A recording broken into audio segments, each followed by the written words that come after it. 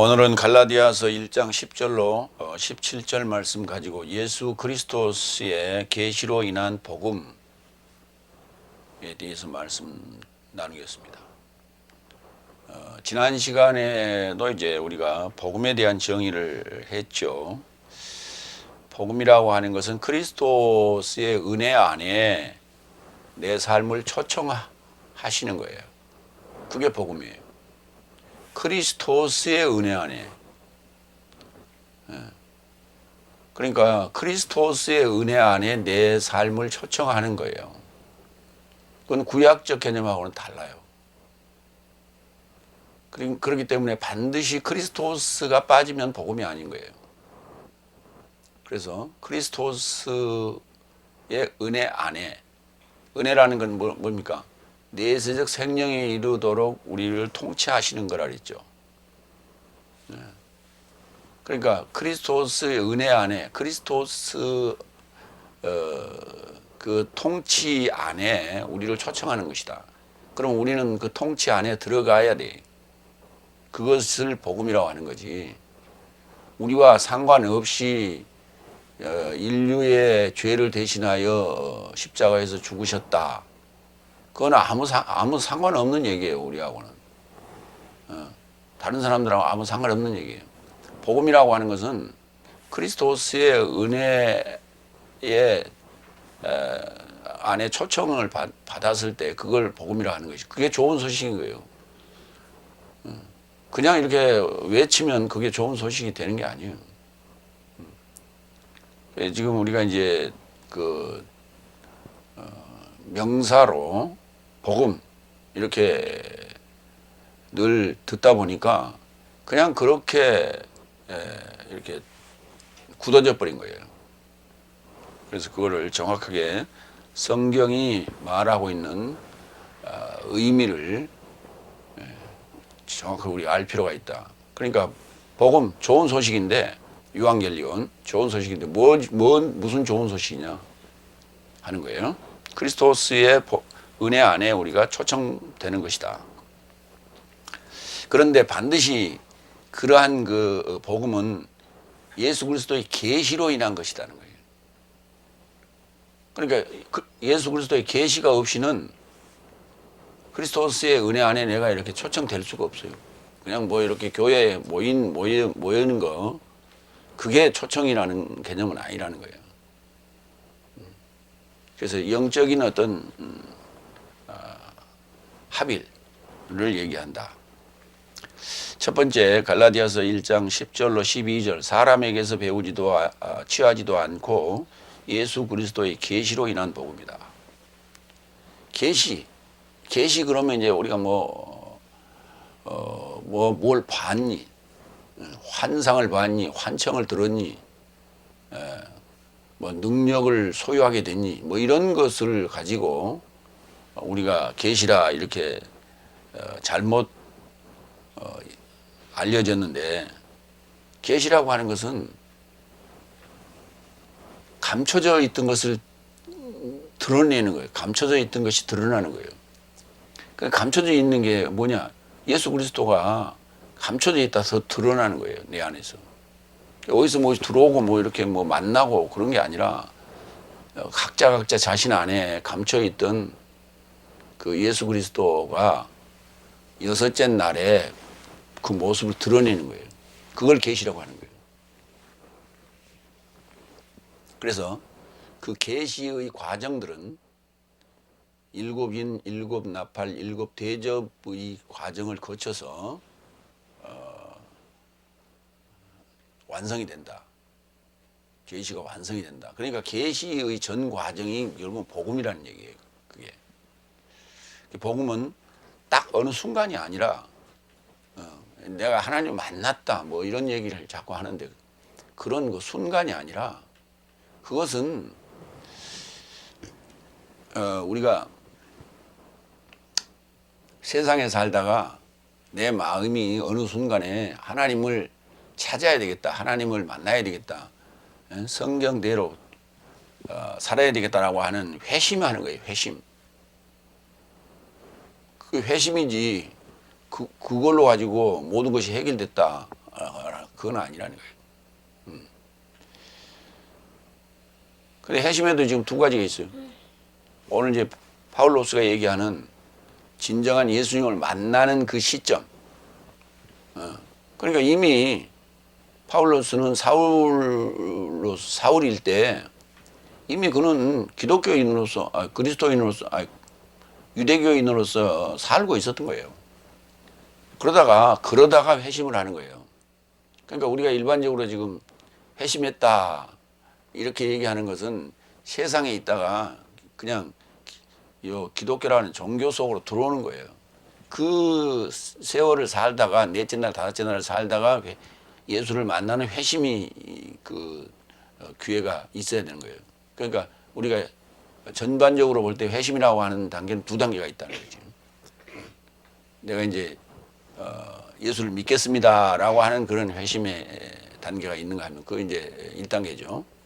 그 과정에서 예수를 진짜 만나는 단계가 있다. 그게 두 번째 단계예요. 중요한 거는 그 두 번째 단계가 우리에게 중요하다라는 얘기예요. 첫 번째, 10절. 왜냐하면 지금 내가 인간 삶을 신뢰하랴 혹 하나님을 신뢰하랴 혹 인간 삶에게 만족하길 찾으랴. 왜냐하면 내가 더 이상 사람 삶에게 만족하거든 나는 그리스도스의 종이 아니니라. 이제 이걸 바꿔놓으면 인간 삶이 아닌 하나님을 신뢰하고 만족해 하는 그리스도의 종이라는 얘기죠. 근데 하나님을 신뢰하고 하나님을 만족해 하지 않으면 그리스도의 종이 아니라는 거예요. 근데 그 신뢰한다라고 하는 이 페이토라는 단어가 참 묘한 단어인데 이게 지금 오늘 여기서는 신뢰하다 이렇게 했어요. 신뢰한다는 것은 이게 믿고 의지하는 거예요. 믿고 의탁하는 거예요. 이렇게 그걸 이제 신뢰한다 그랬는데 페이토라는 단어는 사실은 설득하다는 단어예요. 설득하다. 설득하는 것하고 신뢰하는 것하고 좀 개념이 다르죠. 그런데 그게 어떻게 다 같이 지금 쓰고 있어. 그런데 이제 부분적으로 어느 구절에서는 신뢰하다, 또 어느 구절에서는 설득하다 이렇게 되는데 그 설득하다라고 쓰이는 데가 훨씬 많습니다. 그러면 이제 설득하다를 하는 데를 한번 보겠습니다. 마태복음 27장 20절. 그러자 대제사장 삶과 장로 삶이 바라바스를 요청하라. 그러나 예수스를 멸하게 하려고 무리 삶을 설득하였다. 그러니까 무리들을 설득해서 바라바스를 요청하라. 그 이제 명절에 그 한 사람을 이렇게 석방시켜주는 그런 요즘으로 얘기하면 이제 사면이죠. 이제 사면해주는 그런 사례가 있었는데 전례가 있었는데 바라바스를 요청하라. 그러니까 예수님하고 이제 두 사형수가 있었는데 바라바스를 요청하라. 그런데 이제 그것은 바로 예수를 멸하기 위한 십자가에 못 박게 하기 위한 무리를 설득하는 일이었다. 무리를 설득하는 거예요. 그 다음에 신뢰하다는 단어 볼까요? 오늘 본문에도 나왔지만 빌립보서 1장 14절. 내 매임의 삶으로 주 안에서 신뢰하는 형제 다수의 삶을 더욱 담대하고 겁 없이 말씀을 전하게 함이라. 그렇죠. 주 안에서 설득하는 그것도 좀 그렇게 봐도 별 문제는 없는 거예요. 구약에서 이 신뢰하다는 단어는 어떻게 쓰이느냐 하면 신뢰 또는 의지하다는 단어인데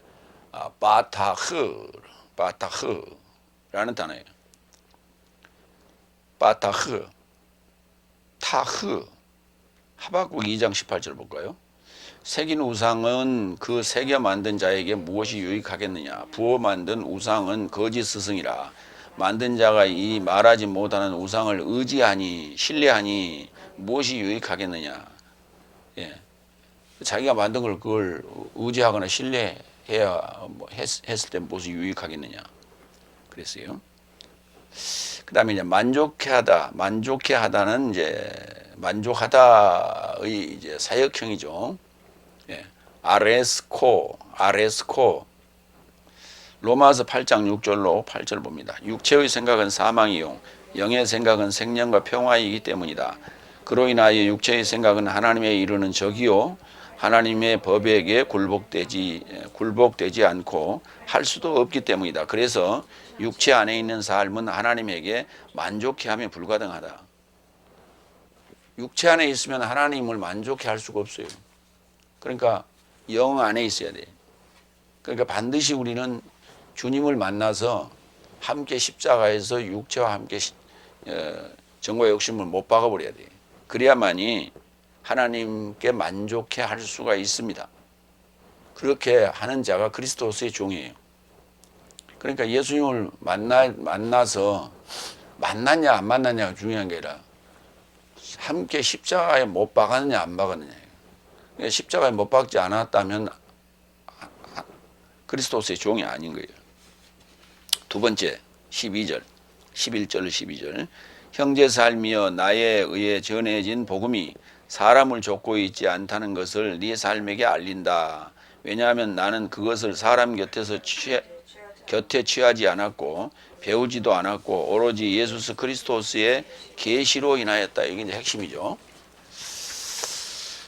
내가 전한 복음은 사람 곁에서 취하거나 배우지 않고 예수 그리스도스의 계시로 인하였다. 그렇죠. 계시란 단어가 이제 아포클립시스라는 단어인데 아포칼립토 이렇게 덮여져 있는 것을 가려져 있는 것을 분리시키는 거예요. 이렇게. 뚜껑을 여는 그런 거예요.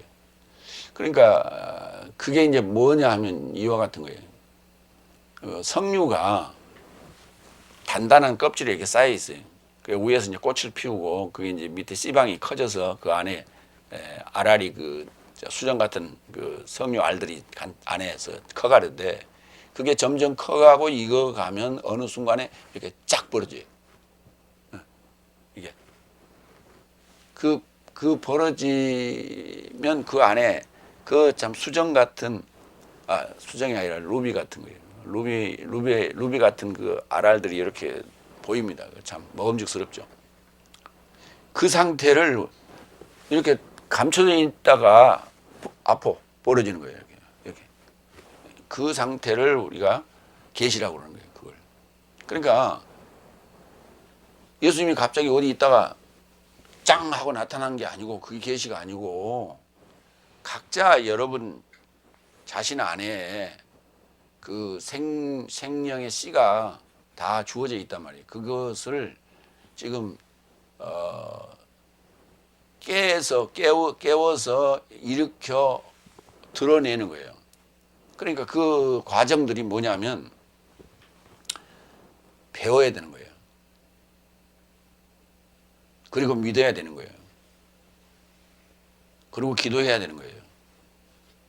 그 과정들을 통해서 어느 순간에 그 석류알이 꽃을 피우고 시방이 점점 꽃이 떨어지고 시방이 점점 커가는 그런 과정을 통해서 어느 순간에 익었을 때 쫙 벌어진단 말이에요.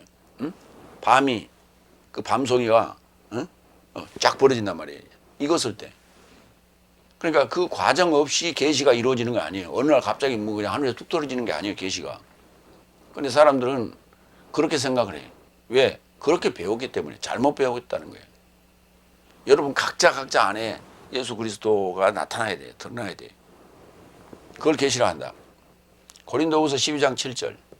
그리고 이 계시 삶의 탁월함으로 계시 삶이 탁월한 거예요. 대단한 거예요. 내가 자만해지지 않게 하려고 내 육체에게 가시가 주어졌으니 사단의 사자가 나를 치려 함은 내가 넘치게 자만해지지 않게 하려 합니다. 이 계시를 어디서 받았냐? 다마스코스 도상에서 받았죠. 그런데 그 장면을 어떻게 그려놨냐면 길을 가는데 갑자기 빛이 밖에서 이렇게 비쳐서 그냥 꼬꾸라지는 그런 모습으로 지금 했단 말이에요. 그리고 그 음성이 들려왔어요. 사울아 왜 나를 핍박하느냐 이렇게 예수님께서 말씀하셨단 말이에요. 누구십니까? 그랬더니 나는 네가 핍박하는 예수다 이렇게 얘기했어요. 그런데 옆에 같이 가던 사람들은 아무도 듣지 못했다 그랬어요. 그러면 그게 자기만 본 환상이냐 환청이냐 자신 안에서 일어난 일이었다니까. 자신 안에서 일어난 그 사건인데 그것이 밖에서 일어난 것처럼 그렇게 묘사를 한 거예요. 근데 그러니까 그게 사람들이 이해가 안 되는 거예요. 그게 이제 예수님의 음성이 들려왔는데 옆에 있는 사람들은 전혀 듣지 못했다. 그 음성이 들려왔는데 어떻게 옆에 있는 사람 듣지 못합니까? 다 들어야지. 요 귀로 들었다면. 똑같은 육체의 귀로 들었다면 다 들려야 되는 거예요. 근데 사울만 듣고 나머지는 못 들었단 말이에요. 그 얘기는 무슨 말이냐면 자신 안에서 지금 일어난 일이에요. 근데 그 위치가 지금 다마스코스 그 도상에서 일어났다 이 말이에요. 그러니까 그 지명이라고 하는 위치는 그렇게 설명을 하고 있고 그것이 그러니까 성경에 지금 써놓은 것은 영화의 한 장면에 그 시나리오처럼 그렇게 써놓은 거예요. 그러니까 이것을 영화를 만든다면 그렇게 만들겠지. 그렇게. 그런 식으로 어떤 그 효과, 시각적 효과를 글로써 지금 해놓은 거예요. 근데 그것을 가지고 그대로 가지고 영화 한 편 보여주듯이 그렇게 설교를 하고 있고 그렇게 가르치고 있으니까 엉터리 같은 성경이 되는 거예요. 그 설교가 필요가 없어요. 뭐 읽어보면 되는 거지. 그 장면을 소설 읽듯이 읽어보면 되는 거지. 그게 무슨 설교가 왜 필요해? 설교가 필요한 이유는 바로 그거예요.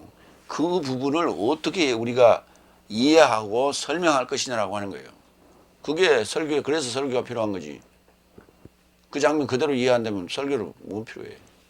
그러니까 계시록 같은 데도 전부 다 보면은 뭐 그냥 불타고 뭐 하늘에서 별이 사라지고 1월 성신이 뭐 빛을 잃고 그게 그 천지가 막 난리가 나고 다 종말이 온 거지 그게. 그런데 그 뒤에 읽어 나가면은 그런 현상들이 있었는데 또 다른 일이 또 벌어진단 말이에요. 이미 끝나버린 상황인데 어떻게 그 다른 일이 또 발생할 수 있어요. 그러니까 앞뒤가 안 맞는 얘기라니까. 성경을 그대로 그게 영화의 시나리오로 이렇게 우리가 탐독을 했을 때 앞뒤가 안 맞아요. 그게. 그래서 설교가 필요한 거예요. 해설이 필요한 거예요. 근데 해설하는 자들이 있는 장면 그대로 갖다 연출만 하고 앉았어. 그 계시의 탁월함이란 말이에요. 그러니까 나만이 알고 있는 거예요. 나만이 봤던 거예요. 그래서 자만해질 수가 있죠. 그래서 사탄의 가시를 줬다 하는 얘기가 고린도후서 12장 7절에 나오죠. 그 다음에 복음. 내가 전한 복음은 사람 곁에서 취한 거나 배우거나 한 게 아니고 예수 그리스도의 계시로 인한 거다. 그러니까 사람에게 배워서 우리가 복음을 전한다라고 하는 것은 결국은 신학교 가서 신학 공부해가지고 지금 이렇게 그 자격 얻어서 전하는 게 아니라는 거예요, 지금. 그게. 그 장면을 오늘 이제 얘기할 거예요. 왜? 아라비아에 갔다고 나와요. 아라비아에 갔다가. 그 다마스커스에서 그 빛을 보고 난 후에 아라비아에 갔다가 다시 다마스커스로 돌아와서 거기서 3년간 사역했다고 얘기를 합니다. 그 아라비아에 갔다는 그 장면이 바로 지금 예수 그리스도스의 계시의 장면이에요. 예, 그러니까 그 갔다 왔다라고 하는 것이 글쎄 그게 얼마나 며칠 갔다 왔는지 몇 년 갔다 왔는지 전혀 얘기가 없어요. 그리고 3년 갔다 왔다 그러는데 3년 갔다 온 것은 3년이라는 세월은 다마스커스에서 사역했던 기간을 3년으로 표기하고 있는 거예요. 에베소서 1장 17절 볼까요? 내 삶의 주 예수 그리스도스의 하나님 영광의 아버지께서 그의 지식 안에서 지혜와 계시의 영을 네 삶에게 주사 네 삶이 통찰의 눈을 조명받게 하사 그의 부르심의 소망이 무엇이며 성도 삶 안에 그의 상속의 영광의 부요함이 무엇인지 지식을 알게 하셨다는 얘기예요. 응? 뭘로? 지식 안에서. 그 지식이 뭐예요? 지혜와 계시의 영을 내게 주셨는데 그의 지식 안에서. 그러니까 예수님을 만나고 예수님께 내가 배운 것이 지식인 거예요. 그러니까 예수님을 만나는 장면에 그 빛으로 우리에게 파울로스에게 빛으로 지금 응? 그를 꼬꾸라뜨렸거든. 그 빛이 뭐냐면 지식이라고요. 그 빛이 바로 지혜고 계시예요. 그게. 그러니까 인간의 지식과 인간의 상식과 인간의 배움으로서는 이해할 수 없는 차원으로 내 생각을 끌고 갔다 이 말이에요. 그게. 그걸 갖다가 하늘에 갔다, 낙원에 갔다 이런 표현을 쓰는 거예요. 그게. 그러니까 아라비아라고 하는 것은 뭐냐면 넷째 날, 다섯째 날을 얘기하는데 통칭하는데 넷째 날, 다섯째 날을 순간적으로 보여주는데 뭐하고 비교해서 보여주느냐? 빛이라고 하는 예수님과의 대비해서 그걸 보여준 거예요. 그 순간 이게 넘어질 수밖에 없는 거예요. 꼬꾸라질 수밖에 없는 거예요. 그 순간에. 근데 우리는 그냥 갑자기 헤드라이트 빛이 그냥 비쳐가지고 그런 빛이 나를 비쳐가지고 눈이 멀어가지고 그 눈이 멀었다는 얘기는 무슨 말이에요? 그가 가지고 있던 지식이 아무 쓸모없게 됐다 그 말이에요. 넷째 날, 다섯째 날 산헤드린 공회에 시내드린 공회에 그 하수인으로서 행동대원으로서 가지고 있던 율법적인 그러한 성경적 지식이 아무 쓸모없게 됐다는 얘기예요. 그것을 눈이 멀었다, 눈이 멀었다 이렇게 표현하고 있는 거예요. 그러니까 눈의 껍질이 비늘이 벗어지는 것은 계시예요. 그게.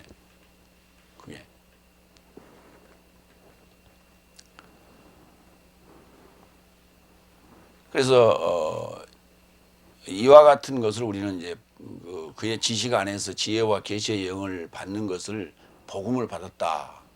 다시 말해서 그리스도스의 은혜 안에 내 삶이 초청되었다. 이렇게 말하는 거예요. 두 번째로 갑니다. 갈라디아서 1장 13절로 17절 교회의 박해와 회심 그리고 그 이후의 행적.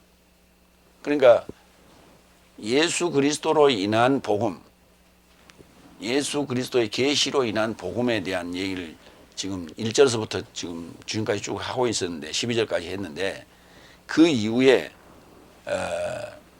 어떻게 됐느냐, 사역하기까지 어떻게 됐느냐라고 하는 얘기를 지금 이어가는 거예요. 세 번째 13절 14절 왜냐하면 예전에 유대교 안에서 내 역행을 네 삶이 들었으니 하나님의 교회를 탁월함을 조차 핍박하고 그것을 파괴했기 때문이며 내 혈족 안에서 많은 동년배 삶을 초월하여 유대교 안에서 박차를 가하더니 내 조상의 유전 삶의 열심이 더욱 넘치기 시작한다. 역행이라고 하는 것은 반대, 역적, 역모 이런 말 썼죠. 들어봤죠? 역모, 역행. 반대로 가는 거예요. 반대로. 역주행 이런 말이 있죠. 그러니까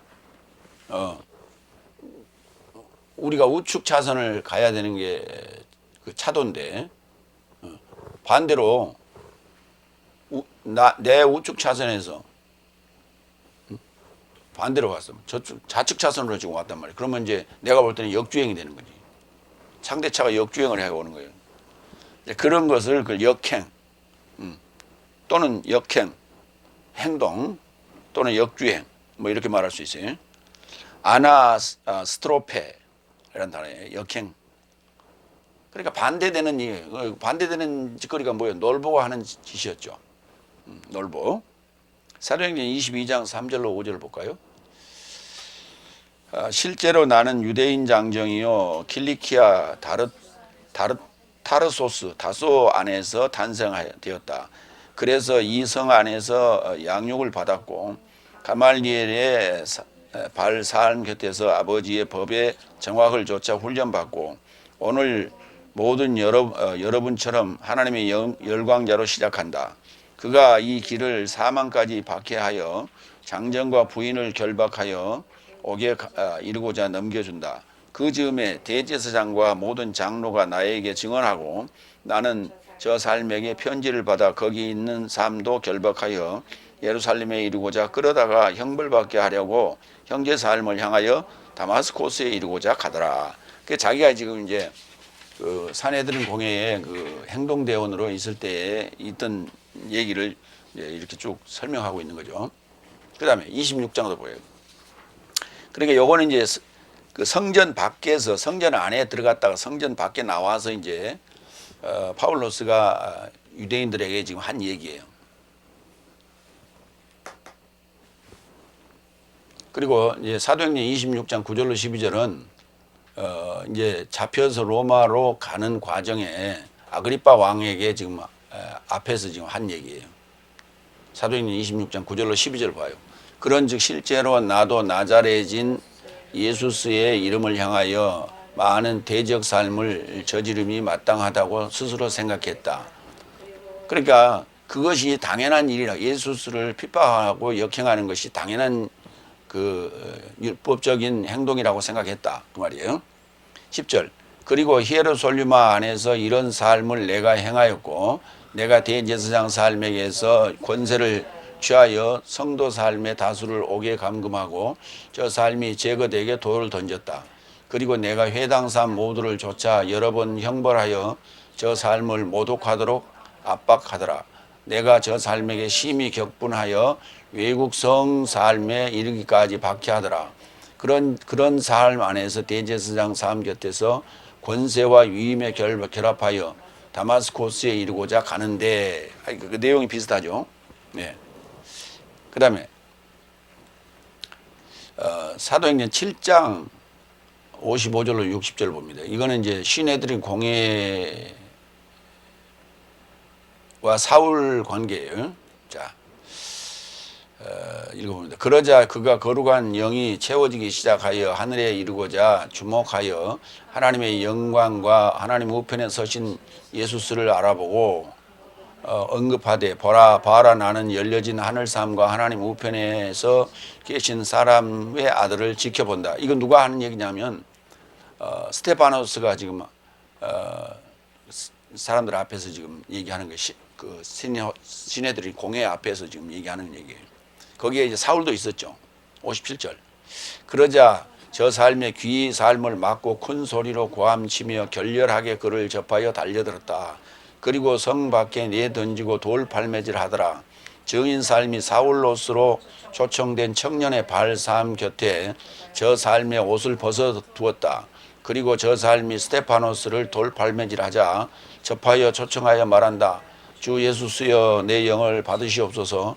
그리고 무릎을 꿇고 큰 소리로 고함쳤다. 주여 이 죄를 저 삶에게 세우지 마옵소서. 이것을 언급하고 그는 잠들었다. 스테파노스가 이제 그 순교하는 장면이죠. 그때 그 자리에 사울로스가 있었어요. 사울이 있었어요. 그래서 그런 악행을 지금 저질렀던 자다. 자기가 그 역행했다라고 하는 그 내용을 이제 3절과 14절에 이제 대략적으로 언급을 했던 것이죠. 그 내용이 지금 이제 사도행전 7장, 26장, 그 다음에 22장에 이렇게 기록되어 있어요. 네 번째, 16절. 그러나 내 어머니에 비해서 나를 지명하셨고 하나님께서 그의 은혜로 인하여 초청하였으니 열국 삶 안에 그를 전하시려고 내 안에 그의 아들을 계시하시길 좋게 생각하셨으니 나는 곧바로 혈육과 의논하지 않았다. 그러니까 다마스코스에서 나를 거꾸로 뜨리고 하나님의 그 일꾼으로 삼으신 것은, 그래서 열국이라는 건 이방을 얘기하는 거예요. 열국 삶 안에 복음을 전하라고 아들의 계시하기를 좋아하셨는데, 그래서 그것이 이제 이미 어머니의 배 안에 있을 때 나를 지명했다. 그래서 그 어느 과정을 쭉 지켜오다가 어느 순간에 나를 이렇게 거꾸로 뜨렸다. 이런 얘기를 하는 거예요. 그래서 그 순간에 나는 혈육과 의논하지 않았고 바로 예수 그리스도의 뜻에 따라 행동했다 하는 얘기예요. 여기 지명했다라는 단어가 아포리조라는 단어예요. 아포리조. 지명했다. 그러니까 딱 부러지게 아포 결정했다. 지명. 분리하여 결정했다. 분리하기로 결정했다는 거예요. 분리하기로 결정했다. 어느 순간에 그 관계를 끊어야 되겠죠. 그게 회심이에요. 로마서 1장 1절로 2절. 여기 이제 그 고백이 나와요.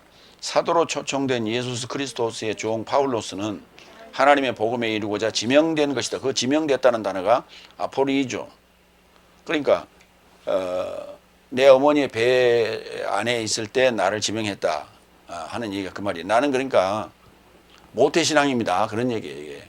모태신앙인데 우리가 모태신앙이면 그냥 그 자체로서 구원에 이르게 되는 것인 양으로 생각해요. 왜? 유아세례를 거쳤고 등등 그 입교인이 되었고 그래서 자연스럽게 구원을 얻는 것처럼 생각하지만은 그 모태신앙이던 사울이 다마스커스에서 예수님을 만나서 전혀 지금 180도로 바뀌었잖아요.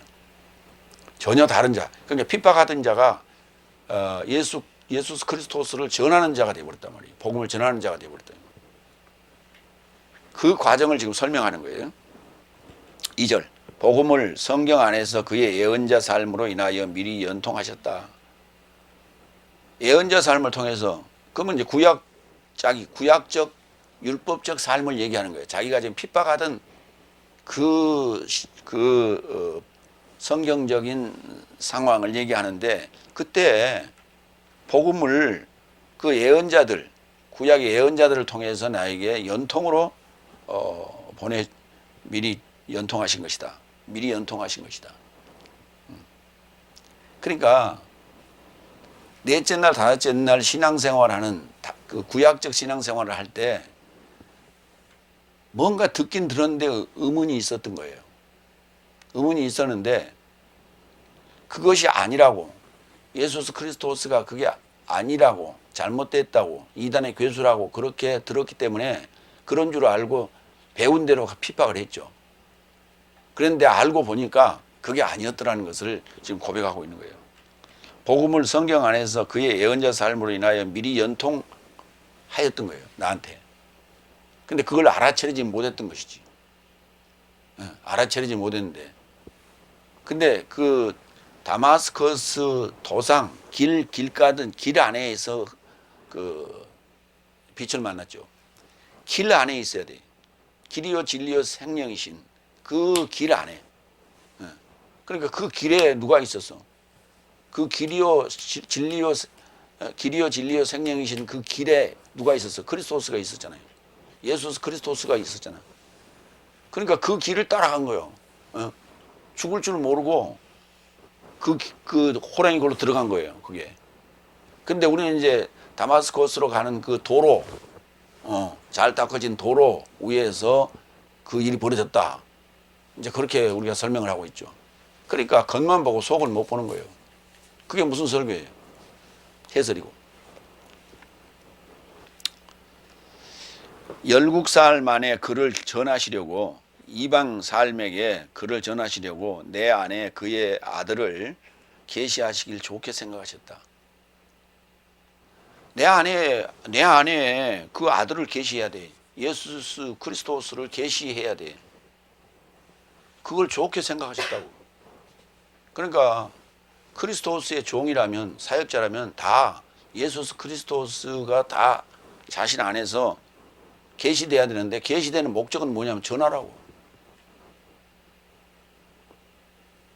계시의 빛. 사도행전 9장 3절로 4절 봅니다. 그래서 그가 여행 중 다마스코스에 가깝게 되었는데 갑자기 하늘로부터 빛이 그를 둘러 번쩍였고 그는 땅에 엎드려 그에게 말하는 소리를 들었다. 사울아 사울아 네가 어찌하여 나를 추적하느냐.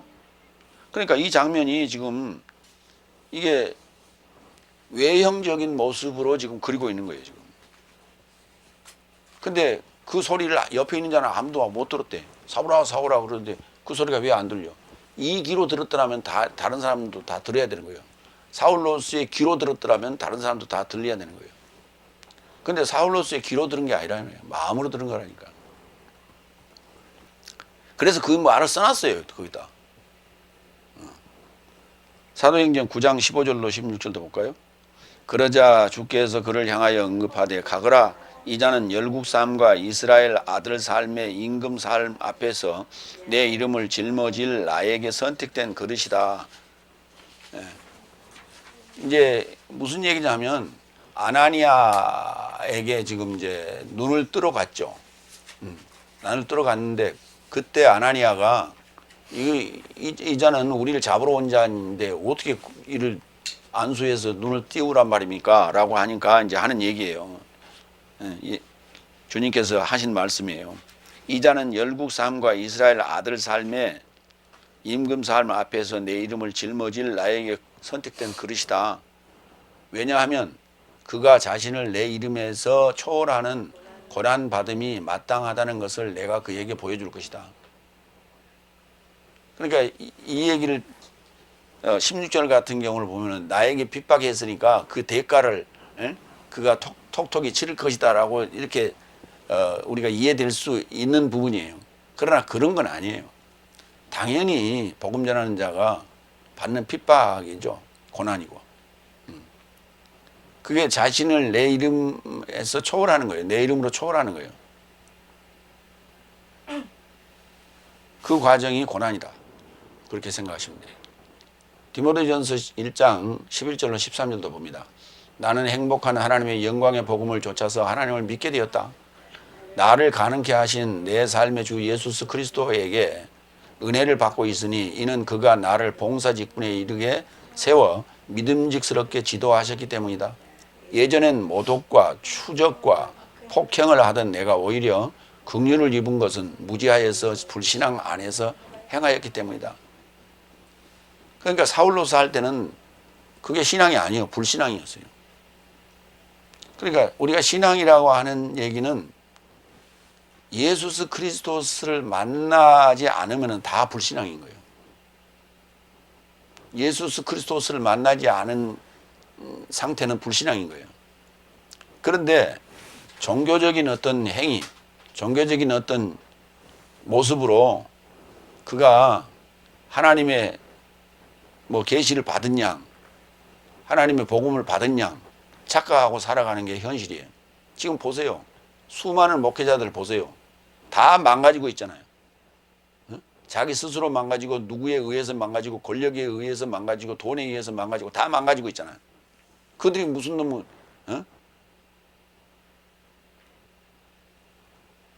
봉사직이에요. 그들이 무슨 계시를 받았어. 그런 거 아니에요.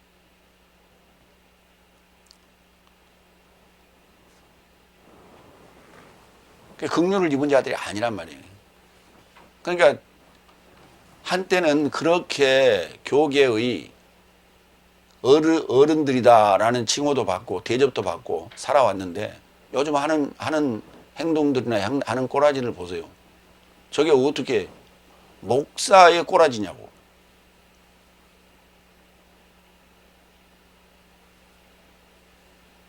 응? 극동방송 김장한 목사 보라고 지난번에 뭐라고 그랬습니까? 수없이 많은 사람들이 그거 지적했어요. 윤석열 부부에게 안수해주고 또 비밀리에 만나고 그거 하지 마라고 그랬어요. 수많은 사람들이. 왜? 무속인과 접속하고 무속인의 말 듣고 무속인과 함께하는 자들인데 무슨 놈 거기에 복음이 들어갈 거라고 그 자들을 옹호하고 그 자들을 그 옹호해주는 그러한 그 모습이 표를 얻기 위한 거거든. 기독교인들을 표를 얻기 위한 거예요. 근데 지금 하고 있는 짓거리가 자기 말이 맥혀요? 천국 말 밖에는 맥히지 않잖아. 자기가 안수해서 자기가 표 얻어줘서 그렇게 했으면 자기 말이 맥혀야 되잖아. 안 맥히잖아. 정광훈 자기 말 맥혀? 토사구팽 아니에요. 똥친 막대기라고. 그 부끄러운 짓들을 하고 앉아서 지금도 하고 있어요. 그게 무슨 목사들이에요? 그와 부안해동하는 수많은 목사들, 교인들을 에게 입원 찍으라고 했던 그 수많은 목사들, 그거 다 똑같은 놈들 아니에요. 천국의 하수인들이야 다. 그러면서 뭐 그 입으로 가지고 무슨 놈의 예수님 십자가 얘기하고 피 얘기하고 하나님 얘기해. 부끄러운 줄 알아야지. 5번째 17절.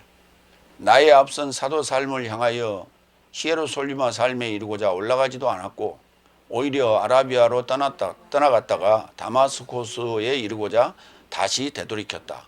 이렇게 이제 다마스코스에서 예수님을 만나고 난 다음에 했던 행동이죠. 예루살렘이라 하지 않았어요. 히에로솔리마 삶에 이르고자 올라가지 않았다 그랬어요. 히에로솔리마라고 하는 것은 유대교적인 표현인 거예요. 예루살렘이라고 하는 것은 그 단어는, 예루살렘이라는 단어는 구약에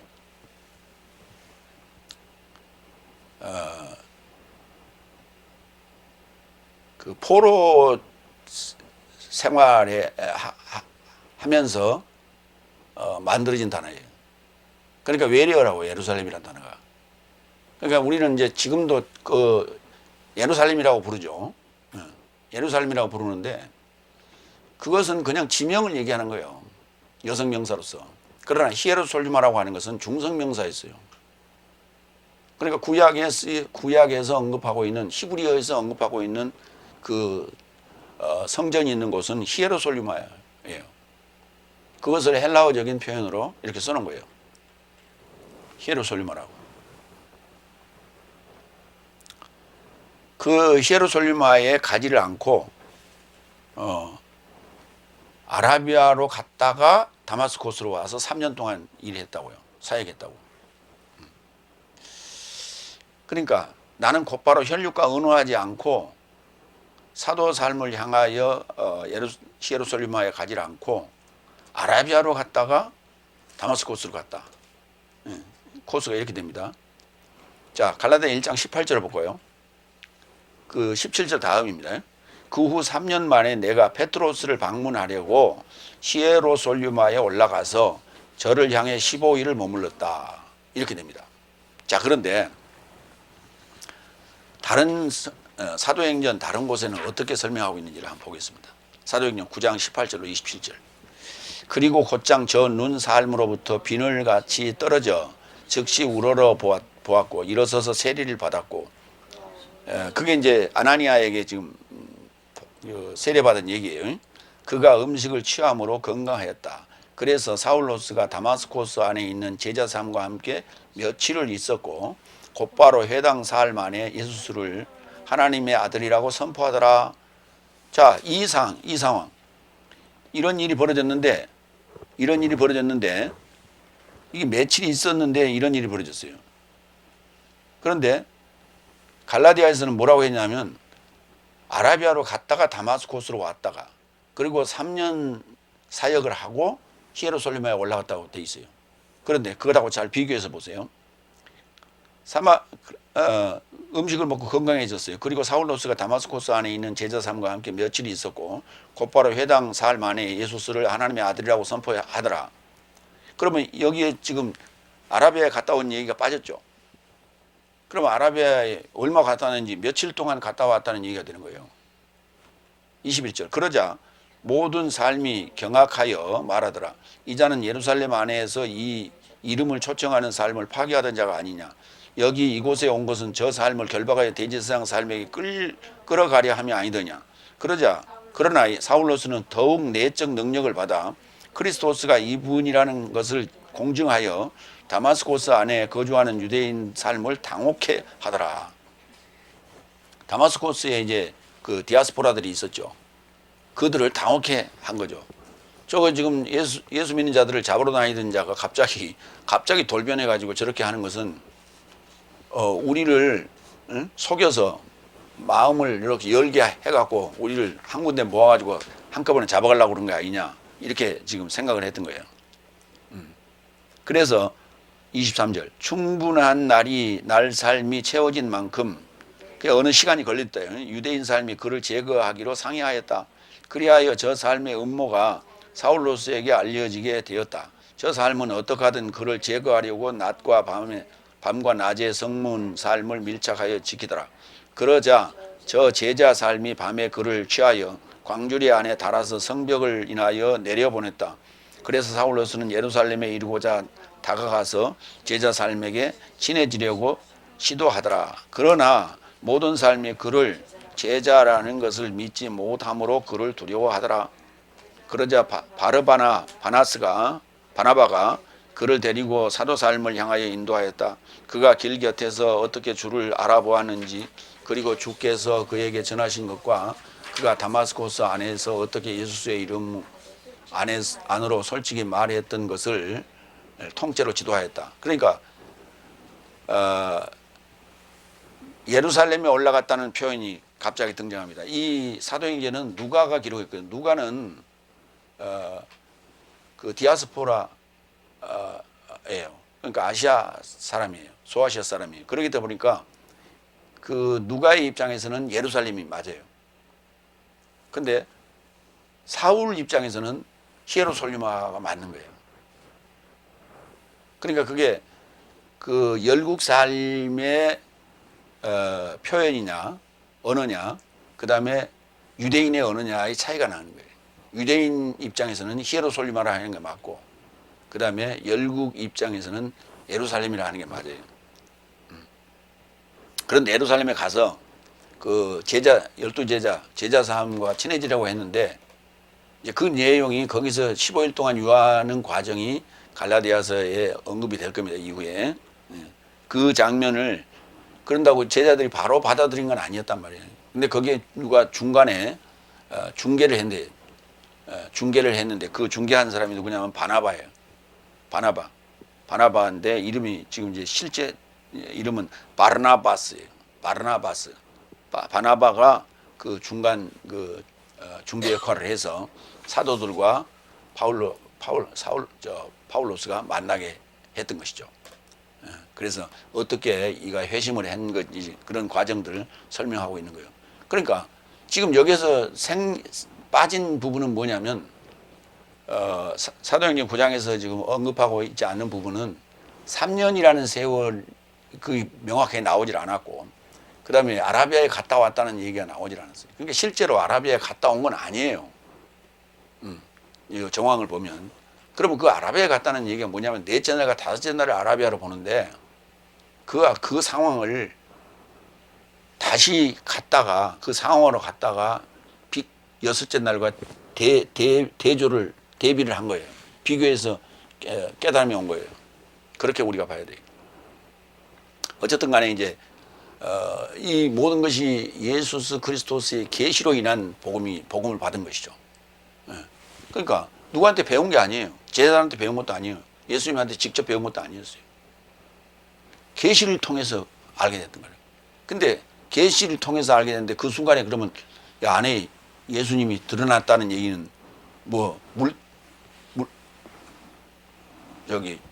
물체적으로 육체적으로 이렇게 드러났다는 얘기냐, 물리적으로 드러났다는 얘기냐? 아니에요.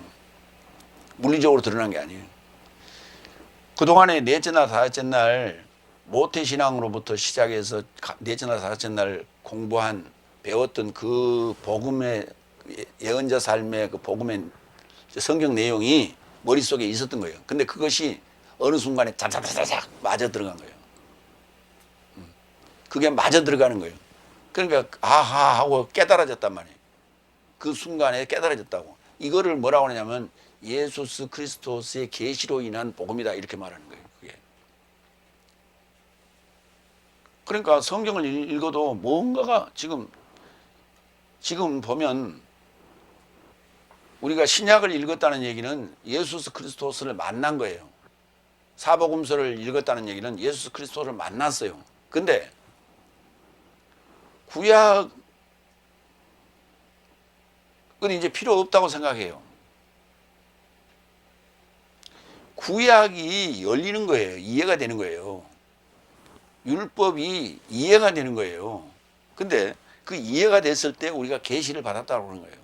근데 신약을 읽어도 복음서를 읽어도 이해가 되지 않으니까 그저 역사적인 얘기, 예수님의 그저 행적을 기록한 기행문처럼 이해하고 말아요.